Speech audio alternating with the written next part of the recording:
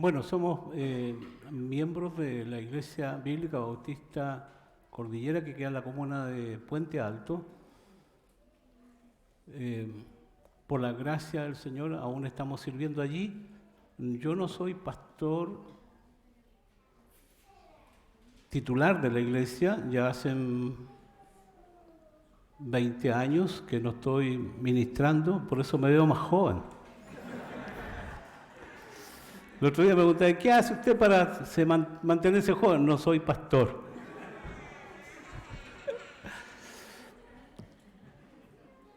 Estamos trabajando allí en colaboración con el pastor de esa iglesia.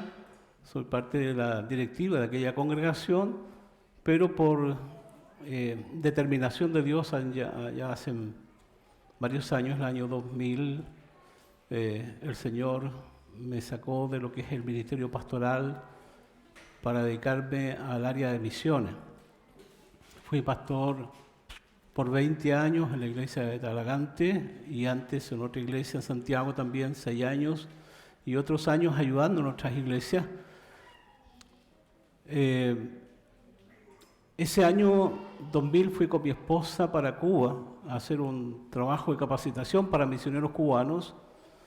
El proyecto nuestro era estar un año allí y después de realizar el trabajo de capacitación bíblica con un proyecto realmente extraordinario con los profesores que fueron para enseñar, el Señor tomó la vida de mi esposa allí en Cuba. Ella murió en Cuba. Nosotros teníamos 4 hijos, íbamos por un año, regresábamos a Talagante y seguir sirviendo. Mi esposa no tenía una enfermedad mortal, allí sin embargo se enfermó de una apendicitis que no fue detectada a tiempo. Y entonces fue operada de urgencia, pero ya era muy tarde, y después de 5 días de estar hospitalizada grave, murió en Cuba. Y hermanos queridos, allí donde nosotros muchas veces le damos un concepto a lo que significa la voluntad de Dios, que la sabemos de memoria, que es buena, agradable y perfecta. Pero ¿cómo la interpretamos nosotros? Para nosotros eso significa felicidad, tranquilidad, cero problema, cero sufrimiento. Es todo lindo, pero eso no tiene sustento en la palabra de Dios. La voluntad de Dios es otra cosa. Nosotros fuimos allí porque era el plan de Dios sin saber lo que se avecinaba. Y allí el Señor trabajó en mi vida para mostrar que mi ministerio en cuanto a la labor pastoral ya no iba a ser el pastor más de una iglesia local como pastor titular, sino mi ministerio se iba a canalizar principalmente en el área de misiones. Y seguimos trabajando allí en el área de misiones hasta el día de hoy con mi actual esposa. No es que ella haya resucitado, por si acaso. Después de algunos años de viudo, de este Dios que nosotros hablamos, muchos atributos de Él, los conocemos de memoria, pero distinto es cuando usted lo dice desde la experiencia, ¿quién es Dios para usted? Y ese Dios que dijo el apóstol Pablo, un Dios de consolación, yo puedo decir, el Dios que tenemos es un Dios que consuela. Si usted esta mañana está pasando por un momento muy difícil, que piensa que no va a poder salir de esa angustia, de esa aflicción, sufrimiento, sepa que este Dios se caracteriza, se especializa en consolar las heridas más profundas que pueden haber en la vida de cada uno de nosotros. Y el Señor me permitió tener esa consolación, volver a amar la vida, amar el ministerio, y me dio una compañera que es Liliana y realmente ha sido una tremenda ayuda para mi vida. Ella tiene el mismo sentir que yo de servir al Señor y ya llevamos 18 años y algo de casados sirviendo en la obra del Señor. Y continuamos con el ministerio en Cuba.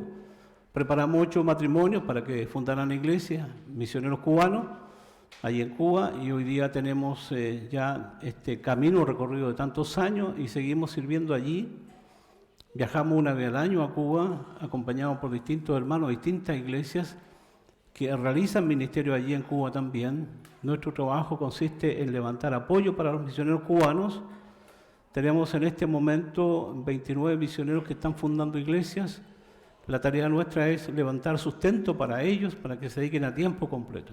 En periodos anteriores trabajamos la parte más oriental de Cuba y llegamos a tener 70 misioneros que estaban fundando iglesias. Ya esas iglesias están fundadas, son autosustentados y ahora estamos en la parte central de Cuba, donde el trabajo allí también continúa. Levantamos apoyo para proyectos de nuestros misioneros que tienen necesidades materiales de construcción, compra de alguna carreta, un caballo, una mula, una bicicleta, ampliar una salita de clase y otra serie de cosas que es nuestra tarea levantar apoyo para que esos proyectos se concreten. Y también lo que hacemos cada vez que vamos, llevamos ayuda para nuestros hermanos en Cuba. Lo que nosotros llamamos un corazón y dos maletas. Ese es un proyecto que llevamos ayuda para ellos. Tienen muchas necesidades. Necesidades básicas, útiles de aseo personal, ropa, medicinas. Y llevamos maletas llenas que la línea aérea nos permite llevar en cuanto a kilos, las llevamos para bendecir a nuestros hermanos en Cuba. Y ahí estamos sirviendo al Señor en ese ministerio y por supuesto, aparte del viaje, dentro del año tengo reuniones con el pastor que nos está presidiendo allá en Cuba. Tenemos un pastor ya jubilado que es nuestro director en Cuba, tenemos una secretaria, tenemos una administración allí en Cuba y la verdad es que durante el año también tenemos trabajos y promovemos que otros hermanos de otros países viajen también y pueden hacer ministerios de capacitación bíblica. Tenemos retiro con nuestros misioneros también. Es un ministerio hermoso y nos damos cuenta que pasados todos estos años, el fruto de aquello que costó sangre y costó dolor, no fue en vano. No fue en vano. Y ahora nuestra tarea es apoyar a iglesias aquí en nuestro país, a pastores más jóvenes también, a matrimonios que tienen algunas necesidades, también apoyamos. De manera que la vida sigue siendo entretenida todavía para mi esposa y para mí. Así que estamos sirviendo de esta manera y es un privilegio estar con ustedes en esta mañana, mis queridos hermanos, para compartir el consejo de la palabra del Señor. Mis 4 hijos ya son grandes, ya estaban grandes cuando mi esposo murió. 3 de ellos estaban casados, tenemos 7 nietos. Esperamos que el Señor me dé el privilegio de ver bisnietos algún día. Hemos hecho un compromiso con los nietos, con cada uno de ellos, los 7. Yo espero que se cumpla. Y es que cada uno de ellos se guarde en pureza para esperar a la mujer y al varón que Dios tiene para su vida. Cuando ellos han cumplido 15 años, yo le he hecho un pacto con ellos y con mi esposa entregándole un anillo de compromiso, que indica que ellos van a guardarse para la persona que Dios tiene para su vida. Yo creo que el plan de Dios, hermanos queridos, es que Dios tiene una Eva o un Adán para usted. Para sus hijos, para sus hijas, Dios tiene a alguien. Así que no se preocupe de buscarle usted. Dios lo tiene. A veces en esa ímpetu de la juventud se toman malas decisiones. Y uno lamenta después aquello. Entonces, hasta el momento, los nietos que ya tienen más de 15 años, me queda una nieta de 9 añitos, los otros ya hemos hecho un compromiso y hasta el momento ellos se conservan sirviendo al Señor, trabajando, estudiando y preparándose para ese momento de la persona que Dios tiene para su vida. En total, no hay que apurarse, es para toda la vida. 40, 50, 60 años o más, viendo el rostro de la misma persona, no es fácil, ¿eh? No es fácil, pero Dios está preocupado de eso. Bueno, con eso quiero que nos conozcan un poco, hermanos queridos. Hemos leído este pasaje de Primera de Timoteo, capítulo 3, donde habla el apóstol de los requisitos de pastores y diáconos, y luego habla a la iglesia, y dice Pablo a Timoteo, por si acaso yo me tardo en llegar a visitarles a ustedes, quiero que sepas cómo debes conducirte en la iglesia. ¿Cómo debes comportarte en la iglesia? No en el edificio. La iglesia, el cuerpo de Cristo, la familia espiritual que está esparcida en el mundo entero. ¿Cómo tú debes comportarte? Es decir, el apóstol está diciendo que la iglesia tiene que tener un estilo de vida, una característica que no puede ser cambiada. Y dentro de esa orientación que el apóstol Pablo está dando, dice, la iglesia no es cualquier institución. La iglesia no es cualquier organización. La iglesia tiene una tremenda responsabilidad y la iglesia es columna y dice, y baluarte de la verdad. La verdad descansa en la iglesia, la verdad ha sido entregada a la iglesia para que la iglesia la comparte y la esparza en el mundo entero. Pero cuando Pablo está diciendo, sepas cómo debes conducirte, se supone entonces que hay un estilo de vida, hay una conducta que debe caracterizar a la iglesia en todas partes del mundo. Una iglesia grande, pequeña, mediana, una iglesia en la gran ciudad, una iglesia en el campo, donde sea, la iglesia tiene que tener un estilo de vida, una conducta determinada. Entonces la pregunta que yo me hago en esta mañana es, ¿cuál es la tarea de la iglesia? ¿Cómo la iglesia se caracteriza? ¿Qué nos orienta la Biblia respecto a cómo debe ser el estilo de vida de la iglesia? ¿Cuáles son los objetivos que la iglesia tiene dada por el Señor para lograr cumplir ese propósito eterno? ¿Cómo podríamos nosotros como iglesia local hacer una evaluación a esta altura de la vida de este año? ¿En qué lugar estamos? ¿En qué pie estamos? ¿Qué nota nos ponemos? Primero, si no tenemos claros los objetivos de la iglesia, no podemos saber si estamos a mitad de camino, si hemos llegado a la meta o estamos lejos de la meta. Entonces, una pregunta válida que nosotros tenemos que hacernos en esta mañana. Y voy a compartir algunos objetivos que a mi juicio son importantes. El orden que los voy a dar no significa que ese es el orden bíblico, que está establecido de esta manera. Yo voy a compartir objetivos.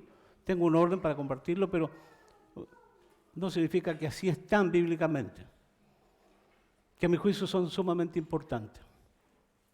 En el libro de los Hechos, capítulo número 2, tenemos el primer objetivo.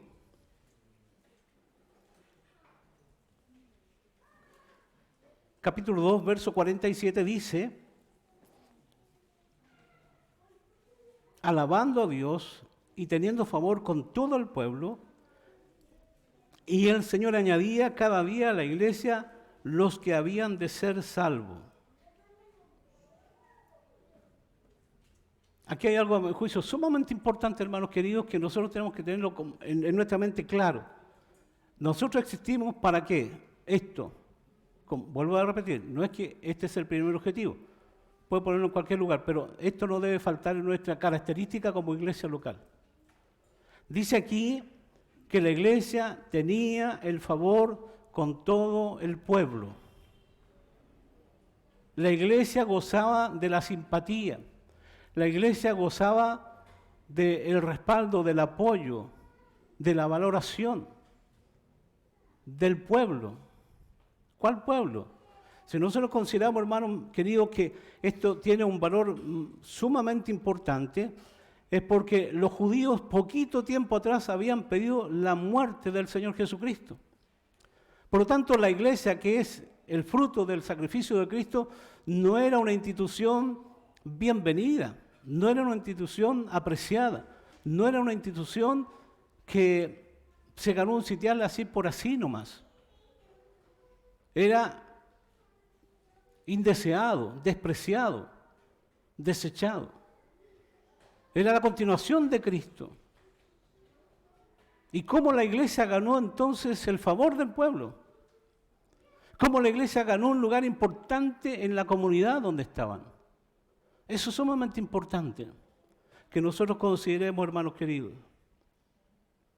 El testimonio de la iglesia primitiva impactó en la vida de la gente.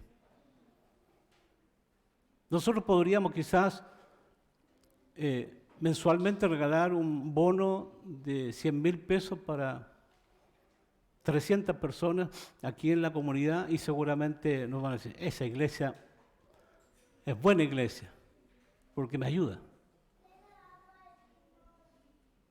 Podríamos dar una serie de beneficios materiales a la iglesia, a la comunidad, y podríamos quizás gozar de la simpatía de ellos. Pero no es la forma de alcanzar el favor del pueblo. Que la comunidad nos aprecie, nos valore, nos respete, nos estime. La iglesia primitiva tenía claro que el ganar el favor del pueblo no implica dónde está ubicado el templo que tenemos, dónde está centrada nuestras actividades. Nosotros tenemos una buena ubicación aquí, este templo. Si nosotros tenemos la posibilidad de hacer una encuesta, ¿cuántas personas pasan todos los días por frente a este templo en los dos costados?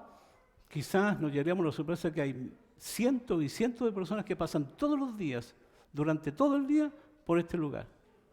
Y podrían haber a lo mejor 3.000, 4.000, 5.000 personas diarias que saben dónde está este edificio, este templo de la iglesia de Benecer de Maipú. Pero eso no es sinónimo de que tenemos el favor, la simpatía. ¿Cómo ellos lograron alcanzar aquello? El apóstol Pablo escribe en la primera carta a los Tesalonicenses, capítulo 1, versos 8 y 9, dice de la iglesia de Tesalónica: porque partiendo de vosotros ha sido divulgada la palabra del Señor, no solo en Macedonia y Acaya, sino que también en todo lugar vuestra fe de Dios, en Dios se ha extendido, de modo que nosotros no tenemos necesidad de hablar nada, porque ellos mismos cuentan de nosotros la manera en que nos recibisteis y cómo os convertisteis de los ídolos a Dios para servir al Dios vivo y verdadero. Dice el apóstol Pablo, nosotros no tenemos necesidad de hablar del Evangelio de Cristo porque el testimonio de ustedes, la vida de ustedes, Iglesia Tesalónica, está impactando a la comunidad. La gente misma está diciendo que ustedes tenían una conducta, un estilo de vida que ha sido cambiada y transformada. De modo que Pablo dice, no tenemos necesidad de decir nada, de hablar del poder transformador de Cristo, de que Cristo es la respuesta para el problema más grande o pequeño que el ser humano tiene, porque lo vemos con nuestros propios ojos en la vida de otros, de mi vecino, de mi familia. No tenemos necesidad. Vuestro testimonio se extiende. Nosotros no tenemos necesidad de hablar. La palabra divulgada tiene una idea de como un eco que se va repitiendo. No sé si ustedes en alguna oportunidad en su experiencia personal han estado en algún cerro por ahí, en algún lugar donde usted gritan y usted inmediatamente escucha su voz. El eco se repite por sí solo. Una vez lo dice y por una cosa misteriosa y tiene que haber una explicación, su voz sigue resonando. La misma voz, la misma frase, el mismo grito. Entonces, cuando ese vecino conocía a esta persona que ahora decía que era creyente y él vio el producto de la obra de Cristo en la vida de esa persona ha dicho, a este hombre, a mi vecino, algo le pasó, cambió su vida. Este Cristo que predica es un Cristo realmente que tiene poder, que transforma vida. Un matrimonio que no había nada que hacer, era una familia destruida, un compañero de trabajo y hablar pestes de él, todo eso cambió. Y ese creyente no tenía necesidad de predicar el Evangelio porque su propia familia, su propio vecino, estaban diciendo la obra que Cristo estaba haciendo en su vida. Entonces, la pregunta que nos hacemos, si tuviéramos que ir a la casa de cada uno de ustedes, si tuviéramos que conversar con la familia de cada uno de ustedes, ¿qué nos dirían? ¿Qué nos dirían? Sí, Cristo es real en la vida de ellos. No, este es un religioso más como tantos religiosos. Si podemos ir al trabajo.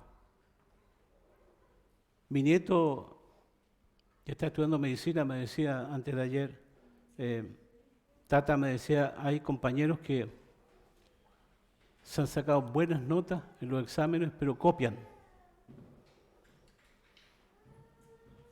Y tengo compañeras que tienen gratuidad, pero han falsificado documentos.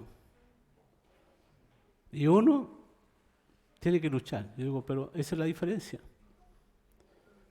Cuando el apóstol Pablo está, el apóstol Juan está diciendo que nosotros, si nuestro corazón no nos reprende, confianza tenemos en el Señor. Es decir, la conciencia del creyente. Yo digo, tu conciencia, mañana te puedes juntar con uno de tus compañeros y decirle, esa nota que tú tienes, que es un 6, ¿es tuya?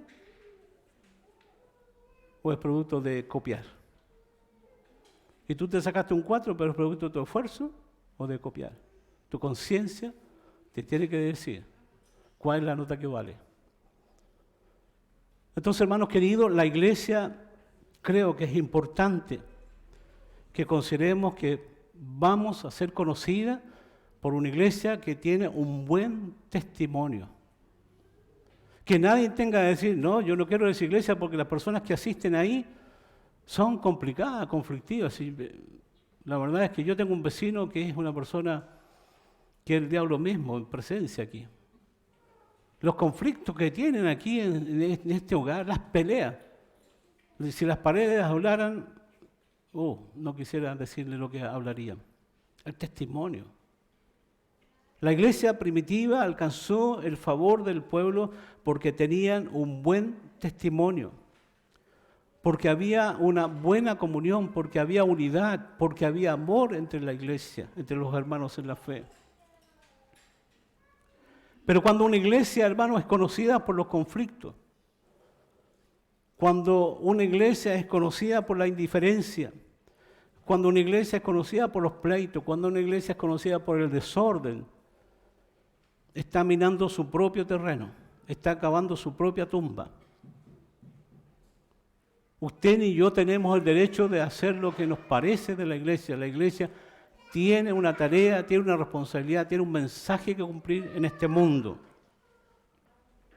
Yo recuerdo el caso del padre de una hermana de una iglesia. Me dice, pastor, mi papá está con cáncer, agonizando, y mi preocupación es que no conoce a Cristo. ¿Usted puede visitarlo? Y le dije, sí. Y fui para hablar con aquel varón. Pude conversarle del Evangelio de Cristo, explicarle con detención. Él está muy atento. Y cuando llegó el momento de conversarle e invitarle a considerar este mensaje del Evangelio, y reconociendo su condición de que estaba pronto para morir, y Dios le está dando una oportunidad para arreglar su cuenta con Dios, él dice, yo no quiero creer en Cristo. ¡Qué terrible! No era la respuesta que yo esperaba. Y le pregunto, ¿y por qué tiene esa respuesta? Y me cuenta, con los ojos llenos de lágrimas, un hombre anciano, me dice, cuando yo era niño, me crié con unos tíos en el campo. Y esos tíos me mandaban a robar gallinas a los vecinos. Y esos tíos eran evangélicos. Y cuando yo no traía gallinas, me golpeaban. Esos tíos eran evangélicos. Ellos eran lo que usted es. ¿Cuál es la diferencia? Entonces yo decía, Señor, ¿cómo un hombre ahora maduro por la edad, por la vida, tiene tan arraigado en su corazón lo que sucedió en su niñez? No pudo explicarlo, elaborarlo, sino que él levantó un muro a la fe en Cristo por causa del testimonio de personas que confesaban ser cristianos, pero que tenían una conducta inapropiada. Gracias, Pablito.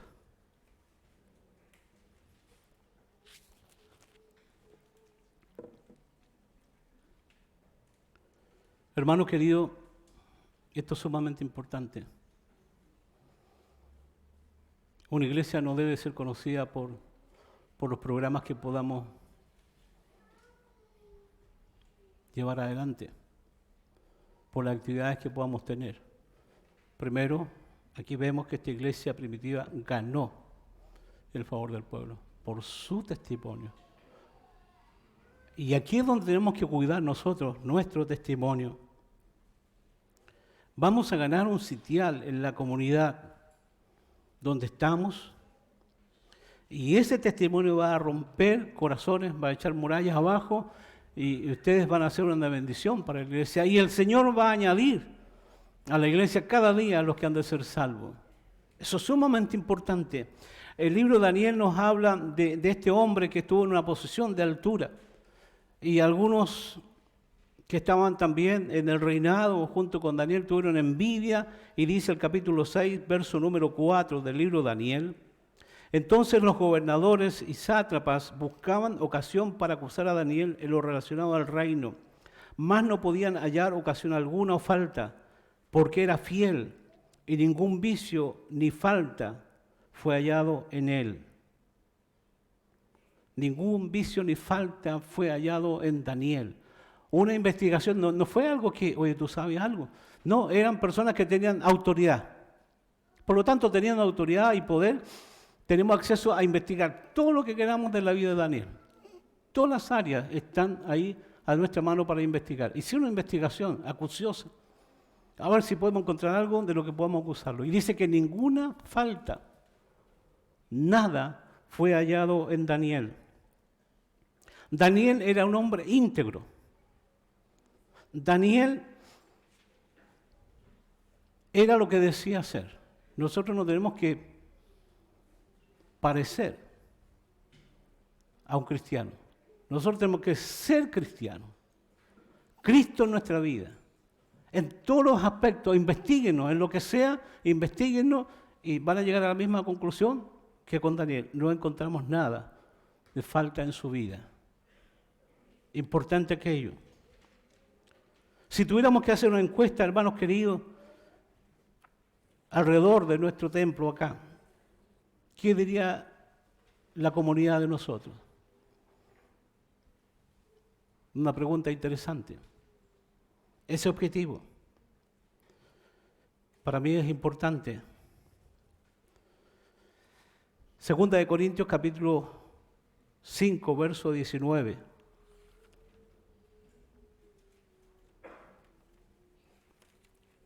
El apóstol Pablo está hablando aquí de un objetivo también importante de la iglesia. Dice que Dios estaba en Cristo reconciliando consigo al mundo, no tomándole en cuenta a los hombres sus pecados, y nos encargó a nosotros la palabra de la reconciliación. Así que somos embajadores en nombre de Cristo, como si Dios rogase por medio de nosotros, os rogamos en nombre de Cristo, reconciliados con Dios. Nos encargó a nosotros, a la iglesia, ¿qué cosa? La palabra de la reconciliación. La iglesia tiene esta responsabilidad. Reconciliar significa interceder, significa ayudar en la restauración de una relación. El hombre sin Cristo es enemigo, es extraño de Dios. Aunque lo mencione con sus palabras, su posición es enemigo de Dios, contrario a Dios, rebelde en su corazón con Dios. Y nosotros, los que conocemos a Cristo, tenemos la responsabilidad de llevar a esas personas a restaurar lo que el pecado destruyó. Esa es una tarea nuestra. El apóstol Pedro dijo en la segunda carta, capítulo 3, verso 9, dice: el Señor no retarda su promesa, como según algunos la tienen por tardanza, sino que es paciente para con nosotros, no queriendo que ninguno perezca, sino que todos procedan al arrepentimiento. La iglesia tiene esta tarea de hablar de Cristo, hermano, de compartir el mensaje del Evangelio. Esa es nuestra tarea. No es algo que nosotros como miembros podemos decir, ¿en qué nos vamos a abocar este año? ¿Qué cosas podemos hacer para justificar nuestra existencia? Aquí hay una tarea. Su tarea, mi tarea, es compartir el mensaje del Evangelio. Ayer me llamaba el pastor de nuestra iglesia, me decía, para una actividad que había en la tarde, me decía, repartimos 1000 invitaciones. 1000 invitaciones.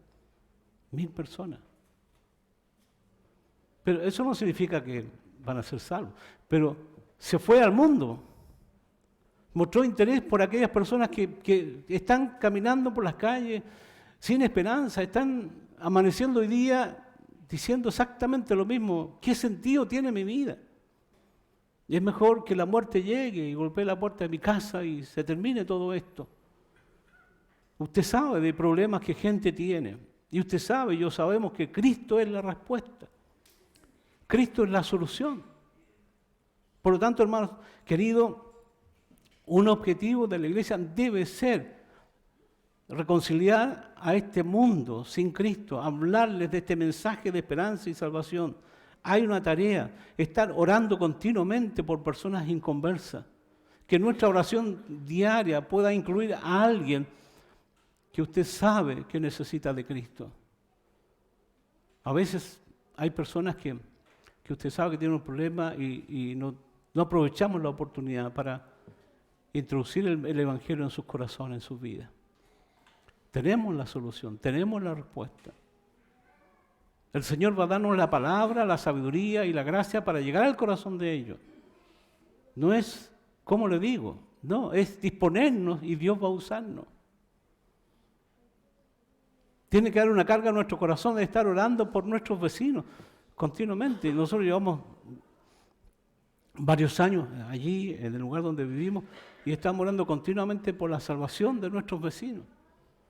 Y estamos, de alguna manera, ahora vamos a entregarle una tarjeta de saludo con algunas palabras del mensaje del Evangelio a nuestros vecinos porque sentimos que tenemos esa responsabilidad sobre ellos, hermano.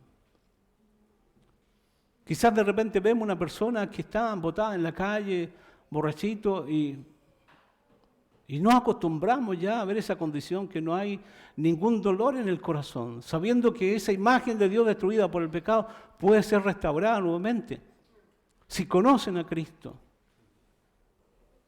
Entonces, hermanos queridos, yo creo que este objetivo importante, como dijo el apóstol Pablo, somos embajadores de Cristo. Usted representa al Evangelio de Cristo.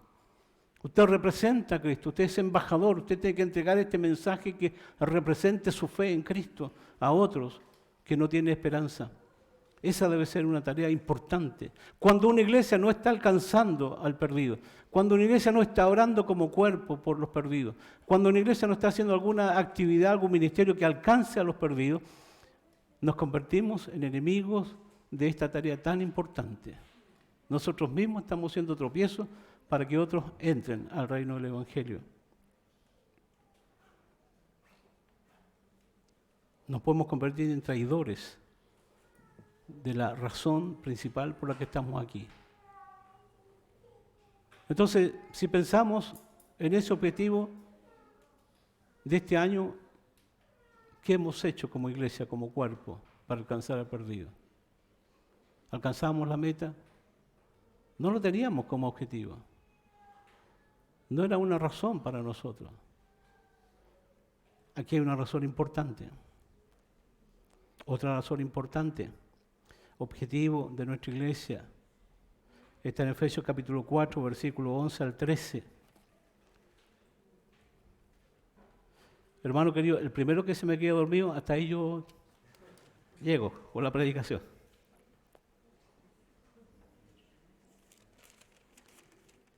Capítulo 4 dice, y él mismo constituyó a unos apóstoles, a otros profetas, a otros evangelistas, a otros pastores y maestros, a fin de perfeccionar a los santos para la obra del ministerio, para la edificación del cuerpo de Cristo.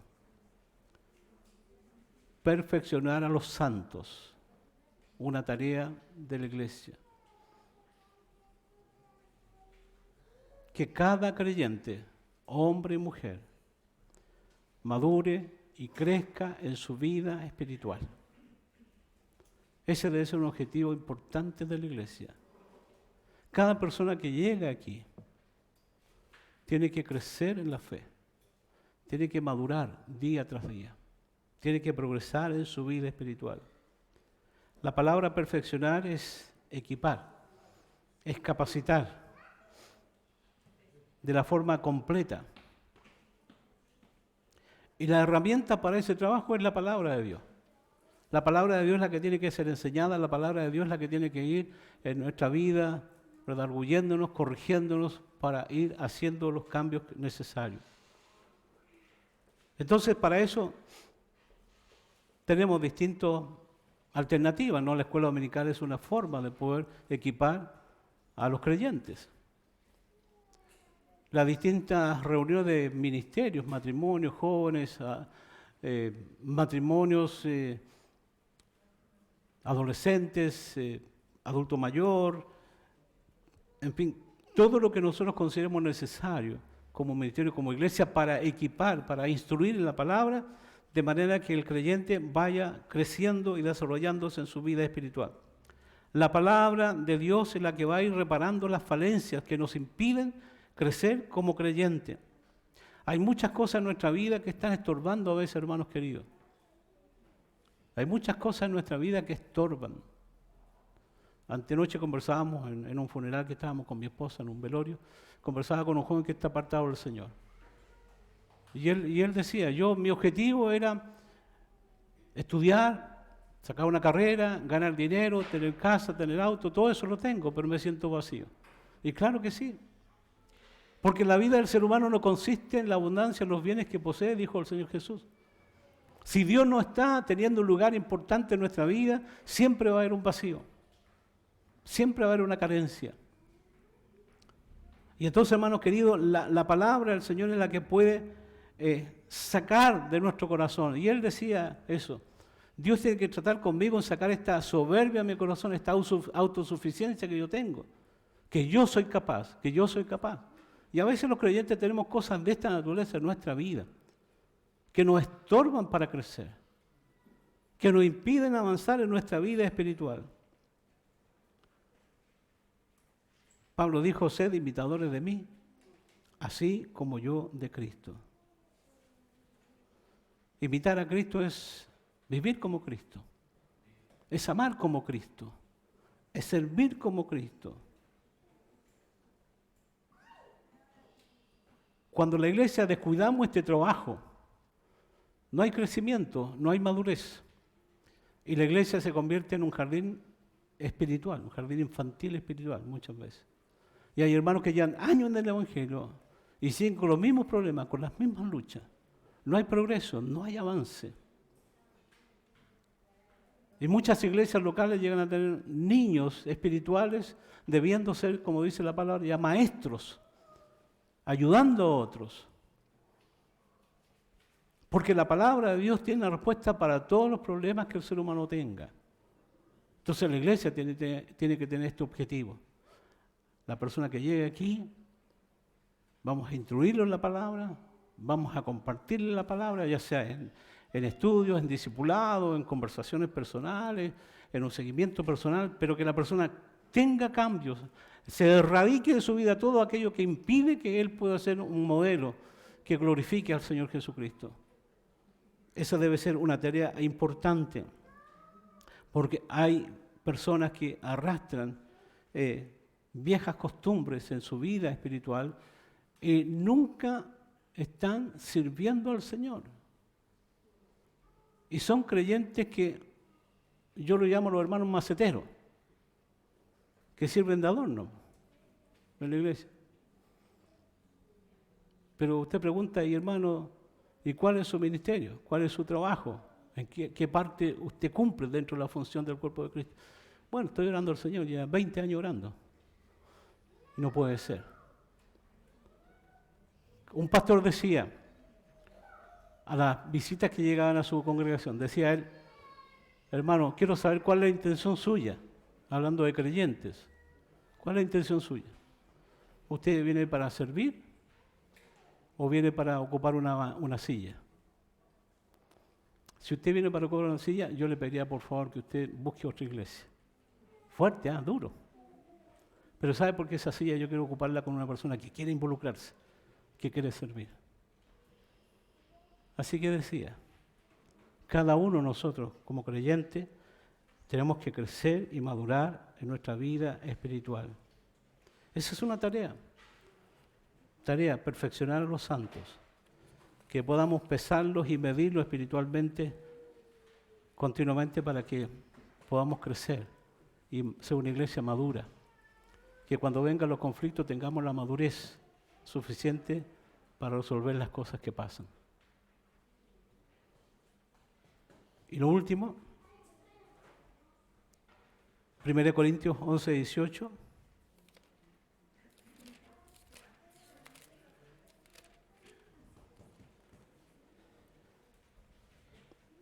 Está hablando el apóstol Pablo en este capítulo acerca de la cena del Señor. Verso 17 y 18 dice: pero al anunciaros esto que sigue, no os alabo, porque no os congregáis para lo mejor, sino para lo peor.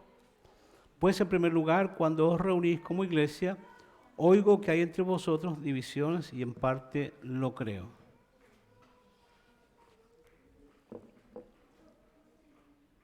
Pablo está diciendo, lo primero que ustedes se reúnen como iglesia es que hay divisiones entre ustedes.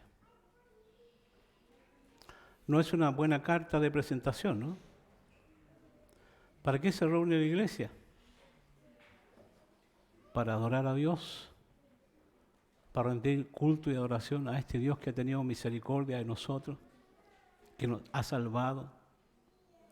Nos reunimos para estimularnos, para animarnos unos a otros. Esta iglesia en Corintio vivía con problemas. Y yo sé, hermanos queridos, que no es fácil en la familia de la fe lidiar entre nosotros, porque tenemos una formación distinta, caracteres distintos, venimos de hogares distintos, historias distintas. Hay muchas cosas que nos separan, pero en Cristo somos uno. Y a veces no es fácil poder mantener una buena relación entre nosotros.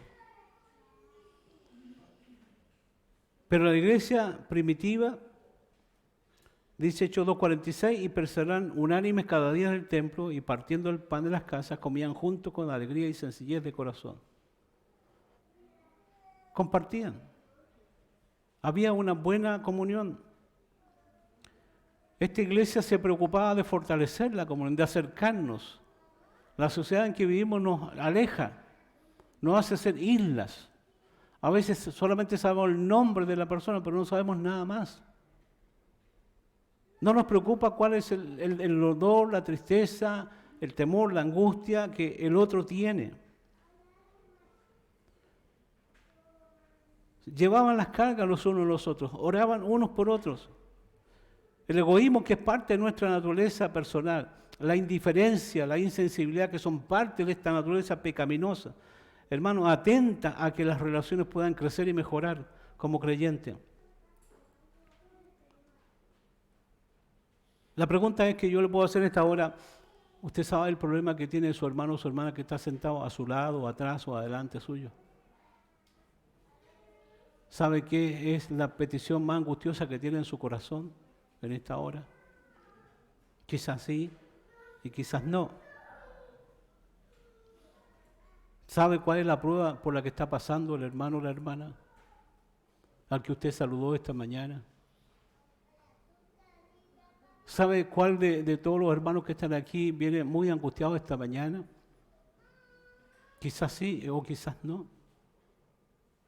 Uno piensa que por el hecho de estar aquí están bien, estamos bien, y no es así. A veces algún hermano llega a un culto con su fe muy debilitada, con mucha angustia, con mucho dolor en su corazón, con muchas luchas, y no sabemos. Y somos una familia. El objetivo nuestro, hermanos queridos, también como iglesia es madurar en las relaciones, en conocernos un poco más profundamente, para ayudarnos unos a otros. 1 Juan 4:20 dice: si alguno dice, yo amo a Dios y aborrece a su hermano, es mentiroso. Pues el que no ama a su hermano a quien ha visto, ¿cómo puede amar a Dios a quien no ha visto?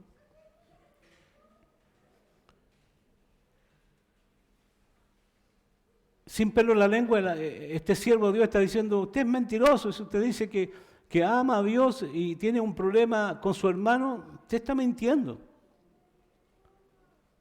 La verdad es una sola. Mi relación buena con Dios es mi relación buena con mi hermano, con mi hermana.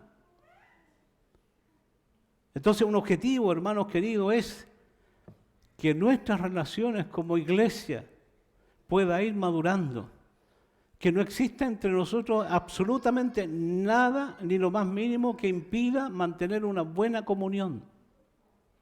No deje pasar tiempo. Apenas aparezca esa sombra que rompe la comunión, resuelve aquello, restaure aquello, porque vamos a estar juntos aquí y también en la eternidad. Imagínense tener que... bueno, el Señor nos va a transformar de todas maneras, así que no vamos a tener ese problema allá en el cielo.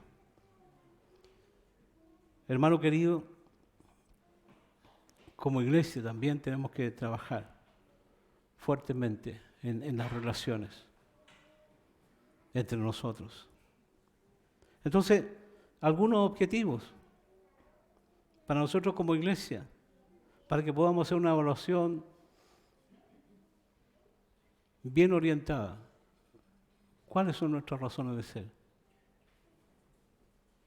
Ganar un sitial, una posición en esta comunidad. Ganar el respeto como la iglesia primitiva, ganó el favor del pueblo. Ganar. Si la gente tuviera que decidir dónde congregarse, si tuviera la posibilidad, lo ideal sería ahí, en ese templo, Ebenezer de Maipú. Ahí yo quiero estar. Aunque esté ahí afuera por la ventana, porque el templo está lleno, pero por ahí por la ventana escuchando, quiero estar ahí. Porque esa iglesia ha impactado mi vida. Porque esa iglesia ha ganado nuestro favor. Y la gente del mundo defiende a la iglesia. ¡Qué increíble! Así lo hizo con la iglesia primitiva. Ganaron el favor del pueblo. Predicar el evangelio. Que este año que viene, hermanos queridos, sea una tarea nuestra. Cada uno alcanzar a otro para Cristo. Que continuamente estemos orando por una persona sin Cristo y oportunidad que usted tenga entregar un tratado a alguien. ¿Cuántas personas han sido ganadas para Cristo porque leyeron un tratado? Leyeron un Nuevo Testamento que alguien les regaló.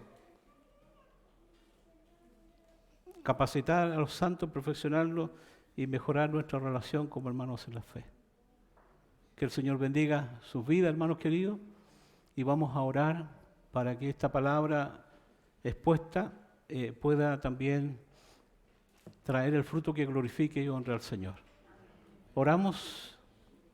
Amado Dios y Padre nuestro, le damos gracias en esta mañana, porque a través de su palabra nos está diciendo que la iglesia tiene tareas que no podemos eludirlas, tiene razones, tiene desafíos que su palabra nos plantea esta mañana. Oro que ordene el corazón de cada uno de nosotros, para que este año que se avecina, Señor, esta iglesia pueda lograr estos y muchos otros objetivos bíblicos, Señor, para que seamos una iglesia que glorifique y que honre su nombre. Señor, bendiga el corazón de cada uno de mis hermanos en esta mañana y que este consejo de su palabra el enemigo no lo robe de nuestro corazón. Lo agradecemos todo en nombre de Cristo, nuestro Salvador. Amén. Amén.